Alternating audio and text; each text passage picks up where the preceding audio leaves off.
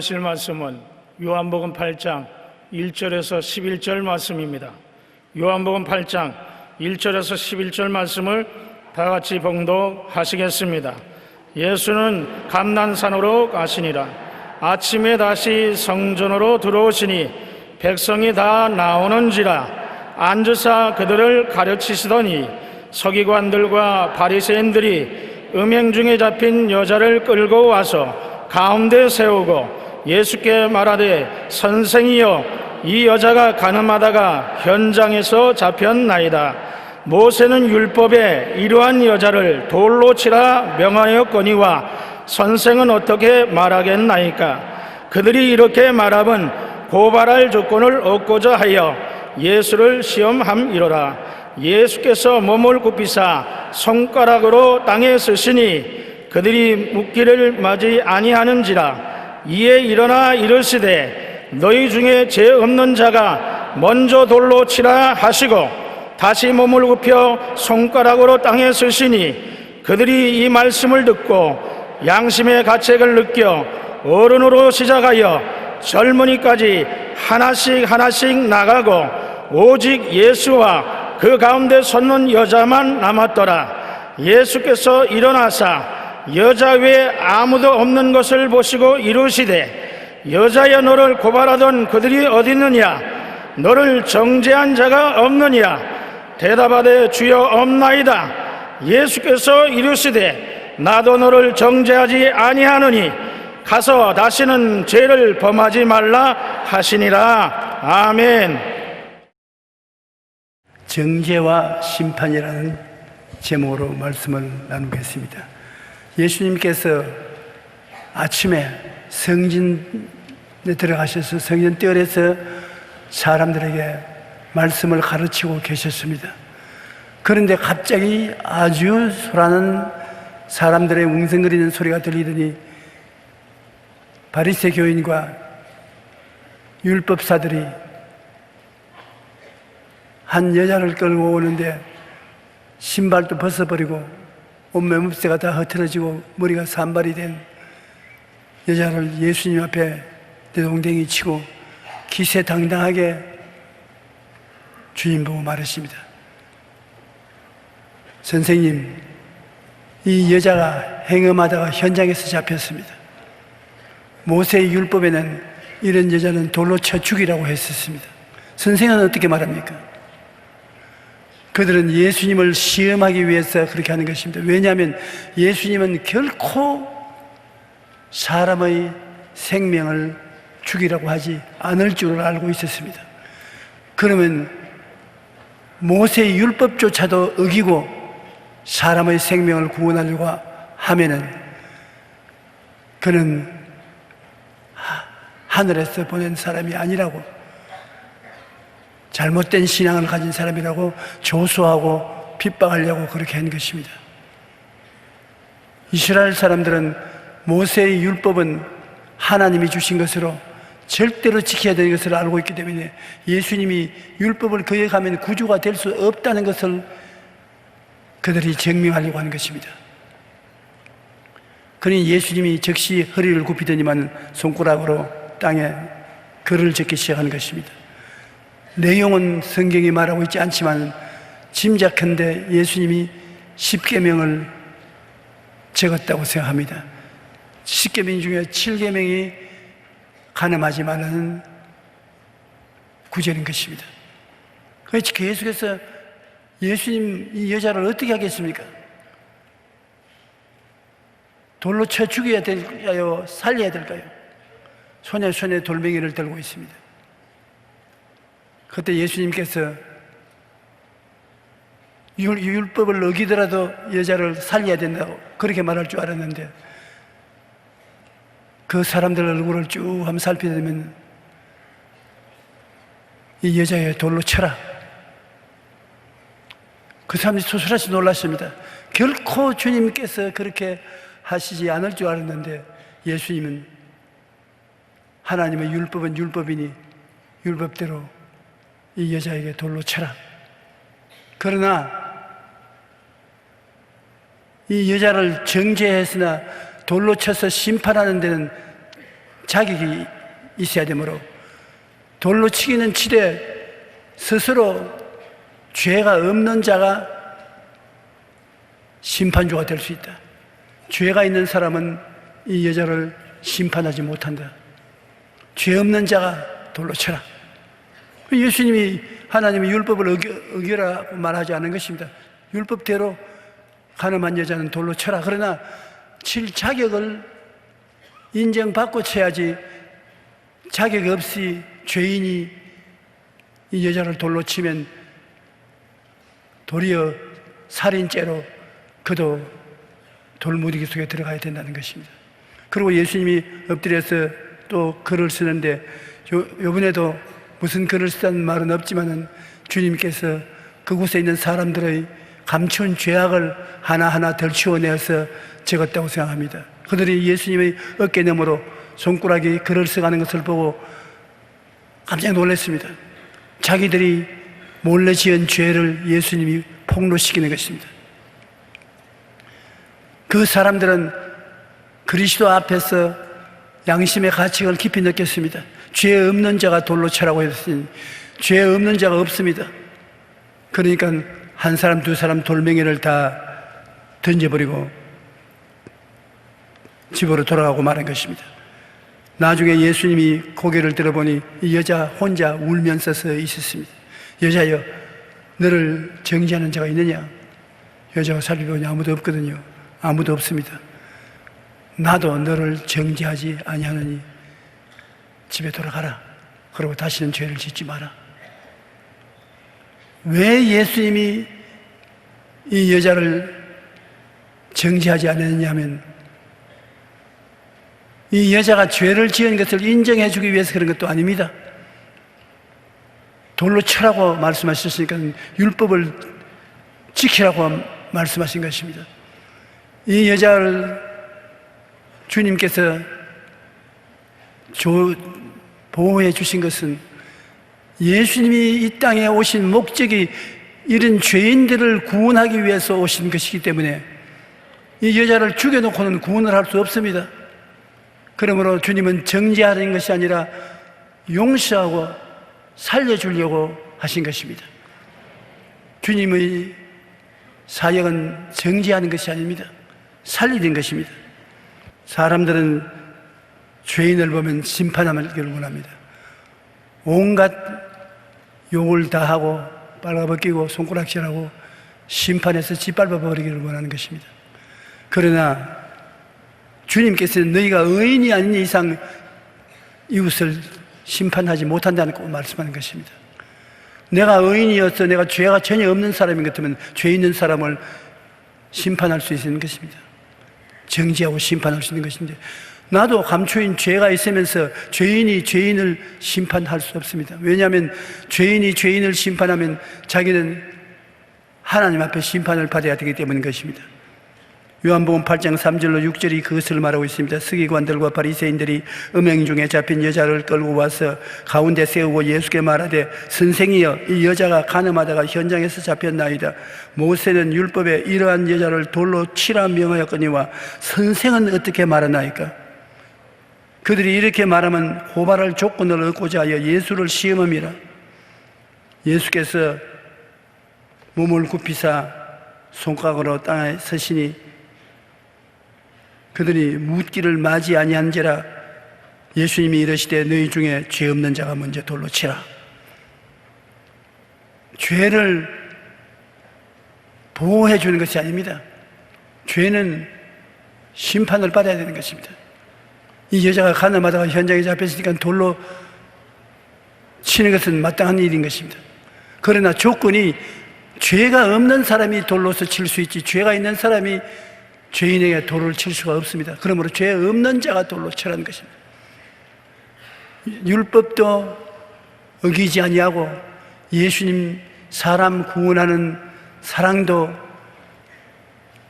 어기지 아니하고 둘 다 멋있게 이루는 것입니다. 주님이 아니고는 이런 말을 할 수 있는 사람이 없습니다. 죄인을 돌로 칠 자격이 있는 의인은 그곳에 없었습니다. 죄인이 있는데 그를 칠 의인이 예수님 앞에 나와 검증을 받고 돌로 쳐야만 하는데 아무도 양심상 의인이라 주장할 자격이 없습니다. 예수님이 그 말하시고 글로 서니까 자기의 죄가 드러나니까 예수님 어깨 너머로 쓰여진 자기의 죄를 보고 다 도망을 쳤습니다. 양심의 가책을 느껴 어른으로 시작하여 정은이까지 하나씩 나가고 오직 예수와 그 가운데 있는 여자만 남았었습니다. 여러분, 우리 모두는 다 죄인입니다. 아니라고 하지만 태양빛 같은 하나님과 성경의 계명 앞에 흠과 점이 없는 인간이 없습니다. 로마서 3장 10절로 23절에 의인은 없나니 하나도 없으며 모든 사람이 죄를 범하였으며 하나님의 영광에 이르지 못하더니 의인은 없나니 하나도 없다. 하나님이 의인이라고 말하는 것은 디카이오스라는 헬라어인데 죄가 한 번도 지은 적이 없는 것을 말하는 것입니다. 한 번도 죄를 지은 적이 없다. 그리고 하나님 앞에 부끄럼 없이 가슴을 펴고서 내가 왔습니다고 말할 수 있는 자격자가 의인인 것입니다. 이런 의인이 되어야 죄인에게 심판을 베풀 수가 있는 것입니다. 그런데 그런 의인이 없습니다. 죄인은 천지에 가득한데 그를 심판할 의인은 한 분밖에 없어요. 그 의인이 누굽니까? 예수님밖에 없는 것입니다. 그러니 예수님이 돌로서 칠 수 있으면 치는 것입니다. 그런데 예수님께서는 내가 돌로 칠 심판을 하기 위해서 온 것이 아니라 죄인을 구원하기 위해서 왔기 때문에 주님은 정죄하지 아니한다고 말씀한 것입니다. 율법 앞에 의인은 아무도 없습니다.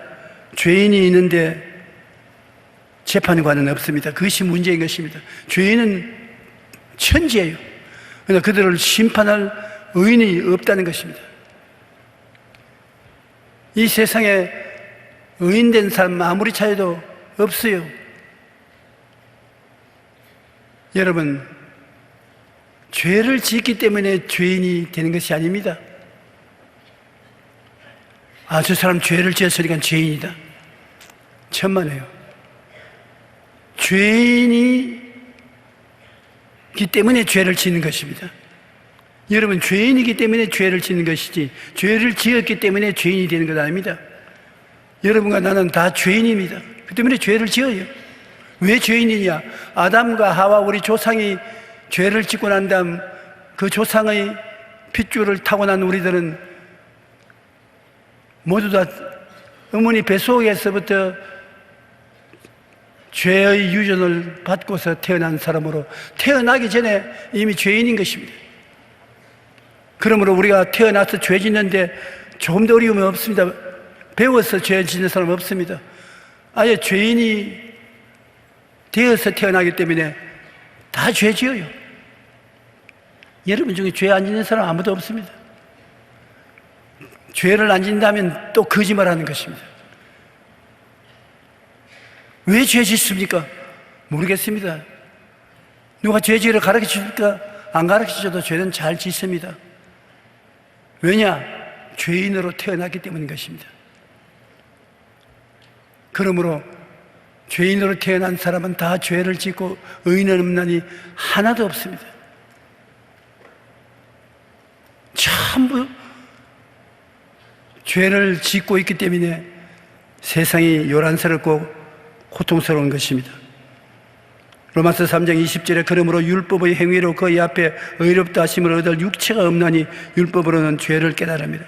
율법 앞에 서게 되면 모두 다 죄인으로 드러난 것이지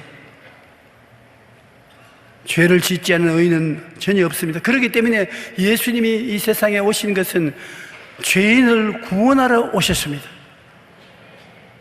모두 다 죄인이므로 주님이 구원해 주지 아니하면 구원받을 수가 절대로 없습니다. 원래 하나님이신 예수님은 인간을 구원하러 오셨지 정죄하러 오시지 아니했습니다. 예수님은 나도 너를 정죄하지 않겠다, 다시는 죄를 짓지 말라는 판결을 내리신 것 같이 주님은 여러분을 보고 정죄하지 않습니다. 여러분을 구원하시기를 원하시는 것입니다. 요한복음 8장 10절 11절에 보면 예수께서 일어나사 여자 외에 아무도 없는 것을 보시고 이르시되 여자여 너를 고발하던 그들이 어디 있느냐 너를 정죄한 자가 없느냐 대답하되 주여 없나이다. 예수께서 이르시되 나도 너를 정죄하지 아니하노니 가서 다시는 죄를 범하지 말라. 그러니까 이 세상에 의인이 하나도 없다는 것을 증명하는 것입니다. 그러므로 판정을 내릴 사람이 세상에는 없어요. 요한복음 3장 11절에 하나님이 그 아들을 세상에 보내신 것은 세상을 심판하려 하심이 아니요 그로 말미암아 세상이 구원을 받게 하려 하심이라. 예수님은 구원하시려고 하시지 심판하시려고 하지 않으신 것입니다. 예수님께서는 죄인을 부르러 왔지 죄인을 심판하기 위해서 오지 않으셨습니다. 마태복음 9장 10절 13절에 보면 예수께서 세리 마태의 집에서 식사를 하는데 수많은 세리들과 죄인들이 와서 같이 밥을 먹었습니다. 그러니까 바리새 교인이나 사두개 교인 교법사들이 손가락질을 치고 비웃었습니다. 저 예수라는 사람은 하나님의 아들이라고 하고 주의 말씀을 증거한다면서 가는 곳마다 죄인들하고 섞여서 이야기하고 먹고 마시니 저런 사람이 무슨 우리의 지도자가 될 수 있냐? 저런 사람이 어떻게 하나님의 아들이라고 할 수 있냐? 그래서 예수님의 제자들 보고 너희 선생이 죄인과 함께 어울려서 먹고 마시니 너희 선생도 별 수 없는 죄인이다. 그때 예수님이 그 말을 아시고 이 사람들아 의원이 어디가 필요하냐? 병든 자가 있어야 의사가 필요하지 않냐? 내가 세상에 온 것은 죄인을 구원하러 왔기 때문에 죄인이 있는 곳에 내가 있지 죄인이 없는 곳에 내가 있을 필요가 있느냐? 많은 사람들이 제게 와서 이런 말을 하는 것을 제가 목회 중에 들었습니다. 목사님, 나는 너무 큰 죄인이기 때문에 예수님이 나 같은 사람 안 돌봐주십니다. 내가 천만에요. 예수님은 당신 같은 죄인 찾기 위해서 세상에 오신 것이에요. 의인은 예수님이 찾아올 필요가 없습니다. 그러므로 죄가 있기 때문에 예수님이 오신 것이에요. 우리나라에는 죄인이 너무 많습니다. 그러니까 예수님이 우리나라에 와 계십니다. 죄인을 구원하기 위해서 예수님이 오셨기 때문에 죄인이 없는 곳에는 예수님이 할 일이 없습니다. 그러므로 예수님은 죄인들이 계신 곳에 와서 계시고 여러분이 죄인이면 예수님이 더욱 여러분과 같이 계셔서 여러분을 구원하고 변화시키려고 하시는 것입니다. 건강한 자에게는 의사가 쓸데없고 병든 자에게야 쓸데있느니라. 너희는 가서 내가 긍휼을 원하고 제사를 원치 아니하노라 하신 뜻이 무엇인지 배우라.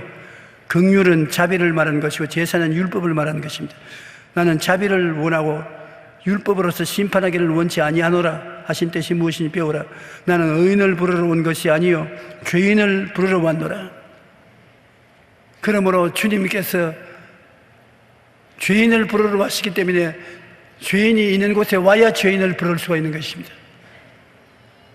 오늘날 우리가 죄를 짓고 불의하고 추하고 버림을 받아야 마땅한 사람이라고 생각하고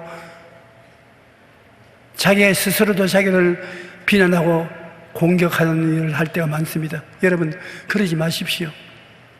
주님께서 여러분을 귀하게 여기시고 지극히 사랑하셔서 죄인 개수라도 구원하기를 원하시는 것입니다.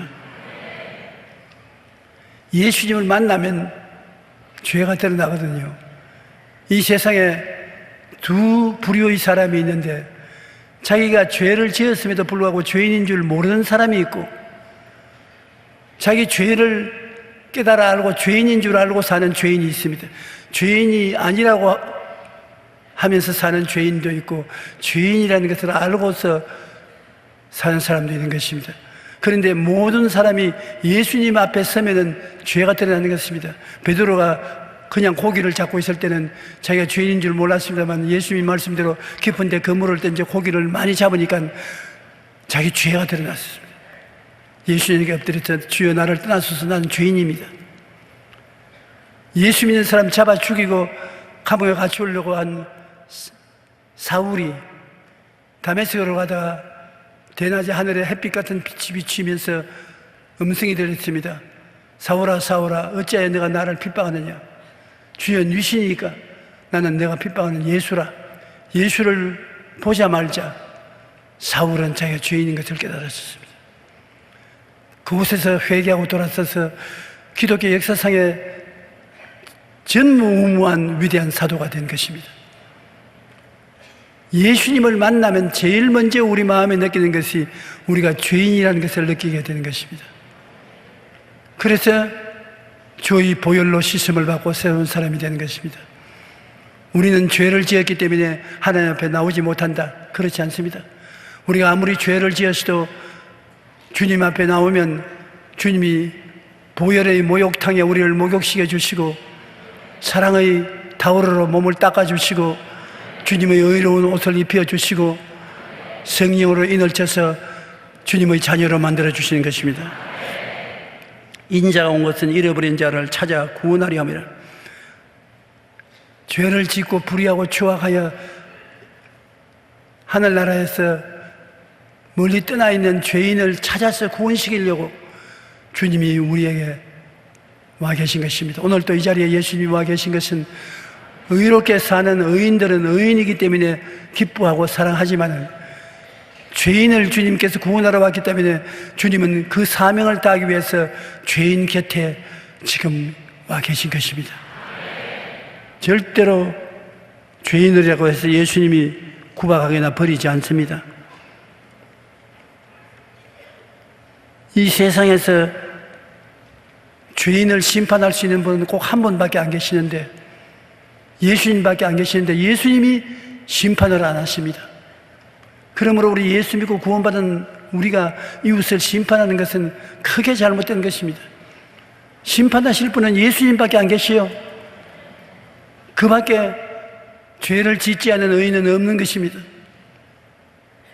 우리는 전부 유전적인 죄악을 유전을 타고 와서 태어났기 때문에 죄인으로 태어났기 때문에 죄인을 짓는데 예수님은 죄인으로 태어나지 않으셨습니다. 예수님의 몸에는 아버지의 피가 한 방울도 들어있지 않습니다.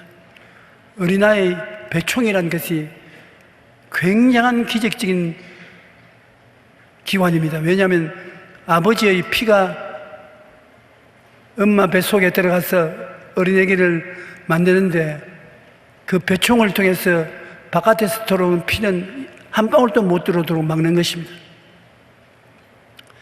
피는 몸속에서 자생하는 것입니다. 밖에서 받아들여서 생명을 얻는 것이 아닙니다. 그러므로 우리들은 모두 다 아버지 어머니의 피를 받아서 사람이 되어 나왔는데 예수님은 아버지 없이 태어났지 않습니까? 그러므로 사람의 유전을 조금도 받지 않았습니다. 예수님의 유전은 하늘나라 유전인 것입니다. 그러므로 예수님의 유전 속에는 죄를 짓는 유전이 없습니다. 그런 DNA가 없기 때문에 예수님은 죄를 짓지 않았고 못해요. 왜냐하면 죄가 없는 사람이 어떻게 죄를 짓습니까? 우리같이 죄인이 죄를 짓지 의인이 죄를 짓지 않습니다. 예수님은 태어날 때부터 의를 가지고 태어났기 때문에 의를 행하는 것은 당연한 이치인 것입니다. 우리 예수 믿는 사람이 도덕을 닦고 수양을 닦고 노력을 해서 구원을 받지 않은 것은 아무리 노력한다 해도 죄인으로 태어난 사람이 변화되지 않습니다. 태어날 때부터 죄인으로 태어났는데 그 때문에 죄를 짓고 있는데 노력을 해서 그 태어난 죄성을 없앨 수가 없어요. 죄의 유전을 없앨 수가 없어요. 그러므로 우리 기독교에서 구원받는 유일한 도리는 옛사람은 죽고 새사람으로 태어나는 것을 말하는 것입니다. 중생이 그 때문에 필요한 것입니다. 옛사람은 아무리 해도 옛사람이요. 예를 들어 말하면 피부가 검은 사람은 아무리 씻어도 희게 만들 수가 없습니다. 검은 피부가 그대로 있는 것입니다.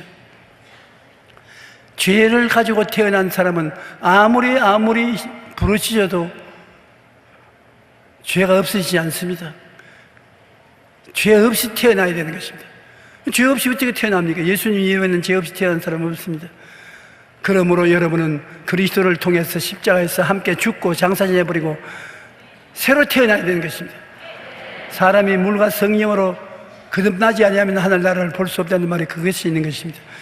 새로 태어날 때는 어떤 유전을 타고 태어나느냐? 예수님의 유전을 타고 태어났는데, 예수님의 유전은 죄를 이기고 의를 행하는 의의 DNA를 가지고 태어나는 것입니다. 그러므로 예수님을 구주로 믿으면 여러분 속에 죄를 짓지 않는 DNA 유전이 같이 들어오는 것입니다. 그러므로 죄를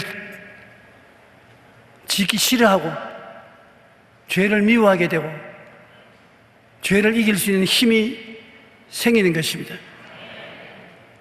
오늘 여러분이 나는 죄인으로서 의롭게 살 수 없습니다, 그렇게 말하면 옳습니다. 여러분이 의롭게 못 살아요. 그러나 하나 알아야 될 것은 예수를 믿고 난 다음은 옛사람은 죽고 새 사람인 예수 그리스도를 통해서 태어났을 때 그 여러분 영 속에는 죄를 안 짓는 유전이 들어와 있는 것입니다. 그 DNA가 있기 때문에 여러분이 담대하게 말할 수 있어요. 나는 죄를 싫어하고 미워하고 죄를 안 짓는 유전이 예수를 통해서 내 속에 들어왔기 때문에 죄는 나와 상관이 없다, 죄는 물러가라, 쉽게 죄를 물리칠 수가 있는 것입니다. 이것이 우리 기독교의 기적인 것입니다. 어머니 뱃속에서 자연적으로 태어났을 때는 죄인으로 태어나고 예수님을 통해서 태어날 때는 의인으로 태어나는 것입니다. 죄인으로 태어났기 때문에 죄를 짓고 예수 믿고 의인으로 태어났기 때문에 의를 행하는 것입니다. 여러분은 모두 다 예수를 구주로 믿을 때 옛사람은 십자가에서 죽고 새 사람으로 태어났기 때문에 새로운 유전을 가지고 태어나는 것입니다. 죄를 안 짓는 유전, 나쁜 습관을 안 저지르는 유전, 병에서 고침받는 유전, 축복과 형통을 가져오는 유전, 죽어도 천당으로 올라가는 유전이 있습니다. 여러분 속에 그 유전이 있어요. 그것을 알아야 되는 것입니다. 예수 그리스도를 믿고 중생함으로 이런 새로운 유전이 내 속에 들어와 있다는 것을 알아야 됩니다. 그것을 알고 그렇게 변화된 자기를 꿈꾸어 봐야 되는 것입니다. 새로운 자화상을 꿈꾸어 봐야 되는 것입니다. 나는 죄를 이긴 사람이다. 나는 불의를 이긴 사람이다. 병을 이긴 사람이다. 저주를 이긴 사람이다. 사망을 이긴 사람이다. 왜냐? 그리스도를 통해서 그 유전이 내 속에 들어와 있다. 그러므로 그것을 알고 그것을 꿈꾸고 그 유전이 들어간 것을 믿고, 여러분, 나는 죄를 이긴다. 나는 허물을 이긴다. 나는 병이 와도 병을 이긴다. 저주와 가난을 이긴다. 죽음을 이긴다.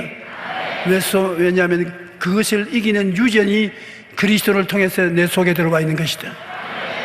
그러므로 예수 그리스도로 말미암아 여러분은 넉넉히 이기는 승리의 생활을 할 수 있는 것입니다. 대단한 보화가 속에 들어있는 것입니다. 여러분 속에 그리스도를 통해서 이와 같은 놀라운 유전이 들어와 있으므로 여러분은 죄 없이 중생했고, 허물 없이 중생했고, 병 없이 중생했고, 저주 없이 중생했고, 지옥 없이 중생해서 그 유전이 속에 들어있으므로 이것을 알고 꿈꾸고 믿고 입으로 시인하면 그 유전이 여러분 몸속에서 역사함으로 아무 고생 없이 승리의 생활을 할 수 있는 것입니다. 예수님께서 뭐라 했습니까? 나는 포도나무요 너희는 가지니. 가지가 여러분 수분과 양분을 끌어올립니까? 안 끌어올립니다. 가지는 포도나무에 붙어 있으면 포도나무인 예수님이 수분과 양분을 끌어올려서 가지에 전달해 주어서 가지에서 그 수분과 양분을 받아가지고서 열매만 맺으면 되는 것입니다. 그러므로 예수님께서 말씀하기를 내가 너 안에 내가 내 안에 있으면 열매를 많이 맺는다고 하셨습니다. 오늘날 사람들의 문제는 자기는 가지에 불과한데 가지가 자꾸 나무 역할을 하는 것입니다. 가지가 물기를 빨아들이고 양분을 빨아들이려고 하는데 뿌리도 없는데 어떻게 합니까? 유전이 없는데요. 뿌리가 없는데 어떻게 하는 것입니까? 그렇지 힘으로 발부동을 치고 고행을 하고 선행을 하고 습기와 양분을 끌어들여서 열매 맺으려고 했는데 하나도 안 맺어져요. 예수님께 꽉 붙어 있으면 예수님이 다 해주시는 것입니다. 그와 같이 우리가 죄인으로서 종교를 믿음으로 구원받지는 못하는 것입니다. 옛사람 아담과 하와를 통해서 태어난 사람은 죽어야 되는 것입니다. 그리고 새로 태어나서 새로운 유전을 받아서 그 유전의 힘에 의해서 여러분이 이 세상에서 의롭게 살 수 있게 되는 것입니다. 예수님께서는 너희들이 다 죄인이 무슨 죄인을 심판하느냐, 죄 없는 자가 돌로 쳐라. 그런데 죄 없는 자가 한 사람도 없으니까 돌로 치지 못하지요. 우리가 젊었을 때는 자기가 의로운 사람이라고 생각하는 사람도 들어 있었습니다. 그러나 나이를 먹어보면 지금까지 살아온 뒤를 돌아보니 남은 것은 죄밖에 없는 것입니다. 우리 이 죄를 우리 스스로가 청산할 수가 없습니다. 단 한 사람 예수님만이 의인인데 예수님께서 내가 너를 정죄하지 아니하라 했으니 이 세상에서 정죄할 사람이 아무도 없어요. 예수님 손에 돌을 들고 때릴 수 있습니다. 다른 사람은 돌멩이 질 고난이 없어요. 다 죄인이기 때문에. 그런데 예수님 손에 그 돌멩이를 쥐고 때리시는 줄 알고 손을 보니까 손에 돌멩이가 쥐어 있는 것이 아니라 뭐가 있습니까? 큰 대못이 박혀 있습니다. 우리를 때려야 될 그 돌을 주님께서 없애하기 위해서 우리 대신 돌을 없애하기 위해서 대못을 박았습니다. 주님의 손에는 여러분을 때릴 돌멩이가 얹혀 있지 않습니다. 주님의 손은 여러분 죄 때문에 심판받은 못자국이 있을 것입니다. 그러므로 주님은 그 손으로 돌이 없으니까 심판 안 하지요. 돌을 쥐고 있으면 때리니까 심판을 하지만 돌이 없으니까 심판하지 않죠. 못자국만 남아있으니까 여러분의 죄를 주님이 대신 짊어지신 증거만 남아있는 것입니다. 여러분, 우리는 매일 이웃을 정죄하며 심판하고 살아가는데 참으로 주의해야 되는 것입니다. 우리가 알아야 될 것은 자기가 심판하는 그 심판으로 나중에 자기가 심판을 받게 되는 것입니다. 심판할 자격이 없는 사람이 이웃을 심판을 하고 난 다음에 하나님께서는 이웃을 심판한 그 심판을 가지고 너도 안 받아보아라. 네가 이웃을 심판하는 것은 바로 너를 심판하는 것이다. 심판을 받게 되는 것입니다. 누가복음 6장 35절로 37절에 오직 너희는 원수를 사랑하고 선대하며 아무것도 바라지 말고 꾸어주라. 그리하면 너희 상이 클 것이요 또 지극히 높으신 이의 아들이 되리니 그는 은혜를 모르는 자와 악한 자에게라도 인자하시느니라. 너희는 아버지의 자비하심 같이 너희도 자비로운 자가 되라. 그 다음에 보십시오. 비판하지 말라. 그리하면 너희가 비판을 받지 아니할 것이요 정죄하지 말라. 그리하면 너희가 정죄를 받지 아니할 것이요 용서하라. 그리하면 너희가 용서를 받을 것이라. 우리가 비판하고 나면 나중에 그 비판 내가 받게 되고 우리가 정죄하게 되면 나중에 그 정죄를 내가 받게 되는 것입니다. 그렇기 때문에 우리는 이 세상에 죄인을 정죄하거나 비판할 자격이 없습니다. 여러분이 비판한 만큼 여러분이 비판을 도로 받게 되고 정죄한 만큼 정죄를 도로 받게 되는 것입니다. 우리가 이 세상에 살면서 용서하면서 살아야 되는 것입니다. 심판자가 아닌 용서자로서 살아야 되는 것입니다. 우리는 매일 이웃을 정죄하면서 심판자로 살아갑니다. 그러나 주님은 우리가 심판자가 아니라 용서하는 사람으로 살아가라고 말씀하시는 것입니다. 마태복음 18장에 보면 베드로가 주님께 물었습니다. 주여, 형제가 내게 죄를 범하면 몇 번이나 용서하여 주리이까? 7번 하리이까? 베드로는 7번 용서하면 대단히 많이 한다고 생각하는 것입니다. 그때 주님께서 뭐라고 말씀하십니까? 그러나 예수님은 이렇게 대답하셨습니다. 내게 이르노니 7번뿐 아니라 7번을 70번까지라도 할지야. 7번을 70번 하면 어떻게 됩니까? 계산 한번 해보십시오. 77이 49, 그게 제로 하나 붙이면 490번인데, 하루에 490번 죄를 짓고 와서 잘못했다 하더라도 490번 용서해 주라는 것입니다. 이것이 하나님의 마음인 것입니다. 하나님이 여러분을 용서하는 것은 한이 없이 용서한다는 것입니다.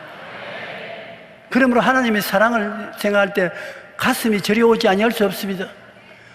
나 같은 죄인을 하루에 490번이라도 회개하고 오면 용서해 주라는 하나님의 그 용서가 얼마나 크며 예수님의 십자가의 보혈의 능력이 그렇게 크다는 것입니다.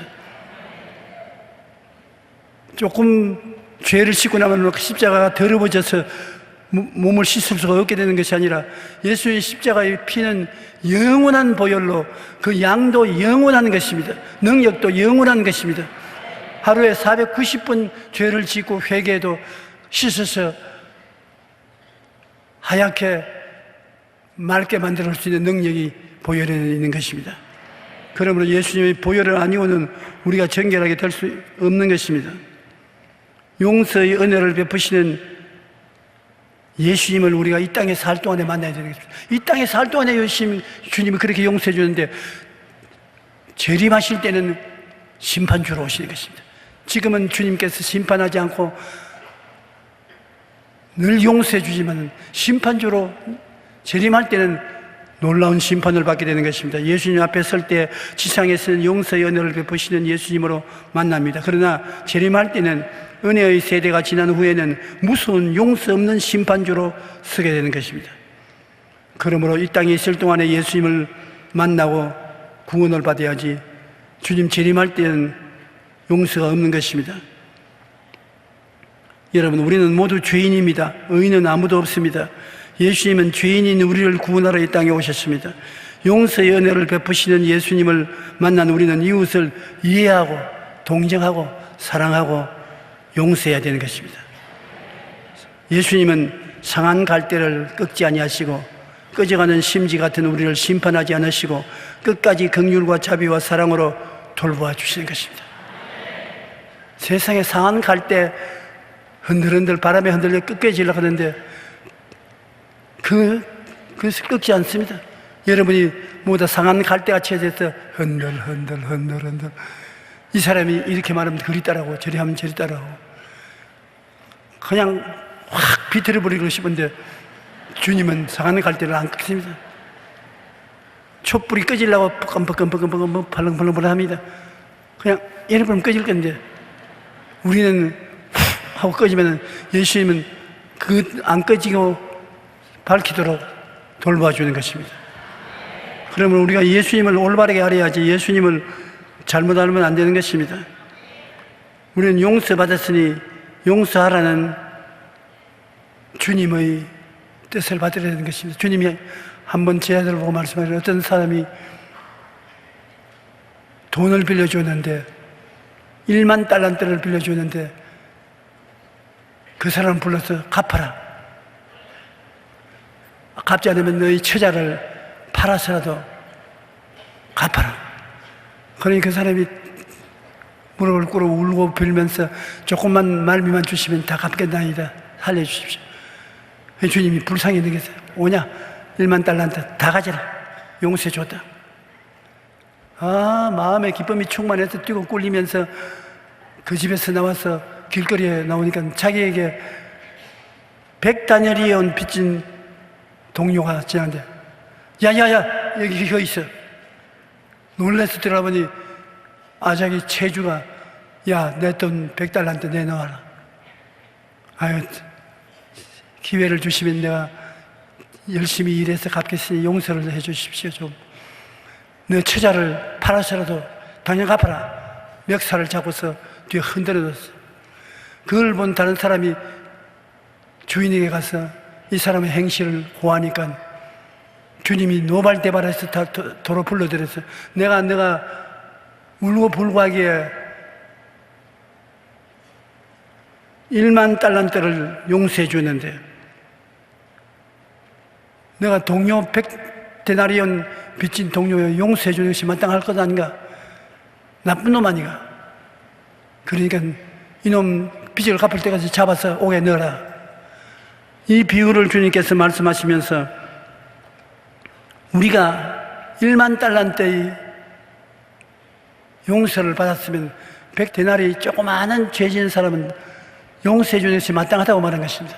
내가 용서받은 것처럼 이웃을 용서해 주는 것이 마땅하다는 말씀을 주님께서 해 주신 것입니다. 성경에 보면 너희가 각각 마음으로부터 형제를 용서하지 아니하면 나의 하늘 아버지께서도 너희에게 이와 같이 하시리라. 우리는 예수님이 보혈로 우리 죄를 그저 용서받은 사람들입니다. 그러면 우리가 다른 사람들을 용서하는 것이 마땅한 것입니다. 용서한다는 것은 참 힘든 일입니다. 심판하기는 좋아도 용서하기는 어렵습니다. 그러나 용서하며 살아야 되는 것입니다. 이 땅에 살면서 용서하면서 살아야 나도 행복하고 이웃도 행복한 것입니다. 이 세상의 부부는 사랑하는 사이임에도 불구하고 동시에 가장 용서하기 어려운 관계인 것입니다. 프랑스의 어느 사상가가 부부관계를 이렇게 정의했습니다. 부부관계는 3주일 동안 서로 관찰하고 3개월 동안 서로 사랑하고 3년 동안 서로 싸우고 30년 동안 서로 용서하며 산다. 왜 아기자기한 애정이 없느냐? 다른 사람은 아기자기하게 사는 것까지 보이지만 그렇지 않습니다. 다 용서해주고 사는 것입니다. 저도 우리 집 사람하고 40년 가까이 살았지만 용서해주고 살고 용서받고 살지 가슴에 뜨거운 로만스가 있어서 아긋자긋하게 살은 적은 기억 속에 별로 안 나오는 것입니다. 여러분 집에 돌아가시던 남편을 용서해주고 남편은 아내를 용서해주고 용서로서 사는 것입니다. 왜 아긋자긋한 사랑이 안 생겼냐? 세월이 지나가서 다시 돌아갈 수 없습니다. 또 그렇게만 하면은 못 살아가는다. 사람이 덤덤해야 같이 사는 것이지 서로 아긋자긋하고 서로 입에 발 서로 나눠 먹고 며칠 살 수 있습니까? 못 삽니다. 가족이든 이웃이든 서로를 참고 용서하지 않으면 기쁘고 행복한 삶을 살아갈 수가 없는 것입니다. 우리는 모두 다 죄인인 것을 깨달아 알고 이웃을 심판하지 말아야 되는 것입니다. 예수님을 따라서 정죄하지 말고 심판하지 말고 용서를 하고 오랫동안 참으면서 살다가 천국 가는 여러분 되시기를 주의 이름으로 축원합니다.